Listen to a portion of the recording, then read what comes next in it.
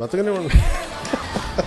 మన పేరు చెప్పుకొని 10 సబ్స్క్రైబర్స్ పెరిగితే మన పేరు చెప్పుకొని ₹10 యూట్యూబ్ డబ్బులు సంతోషం ఏముంది? మన తిట్టి కూడా డబ్బులు వస్తాయి. మన తిట్టినే కానీ సబ్స్క్రైబర్స్ పెరగనివ్వండి. ఈ 3 రోజుల్లో నా సబ్స్క్రైబర్లు విపరీతంగా పెరిగాయి. ఈ 3 రోజుల్లో మామూలు లేదు నాకు వ్యూవర్షిప్, సబ్స్క్రైబర్లు, వ్యూవర్లు, రెవెన్యూ కూడా ఎక్కువనే ఉండదు. అబ్బా ఏం తెలివి గురువు గారు. వ్యూవర్స్ని పెంచుకోవడం కోసం, ఇన్కమ్ను పెంచుకోవడం కోసం సోషల్ మీడియాలో ప్రొఫెసర్ చదవాలా? చీర కట్టుకొని చిందులు వేస్తే చాలు వ్యూవర్స్ పెరుగుతారు, సబ్స్క్రైబర్లు పెరుగుతారు.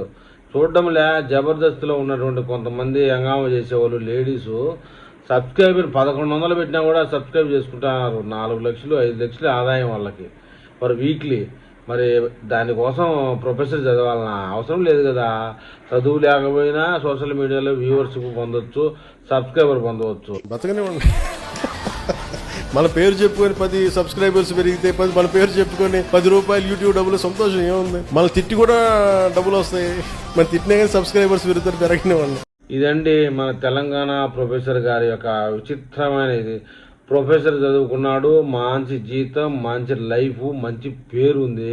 కానీ ఇలా సోషల్ మీడియాలో సబ్స్క్రైబర్స్ కోసం, అక్కడ వచ్చే చిల్లర పైసల కోసం పక్క రాష్ట్రానికి, అంటే ఈయనకు సంబంధం లేనటువంటి రాజకీయ విషయాల్లో ఎక్కడెక్కడో గాసిప్ న్యూస్ అంతా తెచ్చి మీడియాకు అందించి మీడియా ద్వారా డబ్బులు పొందుతూ ఉంటారండి.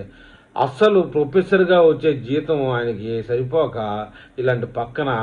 ఇలాంటి ఆదాయాలు పొంది లేనిపోనివి, సమాజంలో లేనిపోయినటువంటి అన్ని చొప్పించి రాజకీయంగా గడబిడ చేసి ప్రజల్ని కన్ఫ్యూజ్ చేసేసి అందుకోసమే ఈయన ప్రొఫెసర్ చదివినట్టున్నాడండి.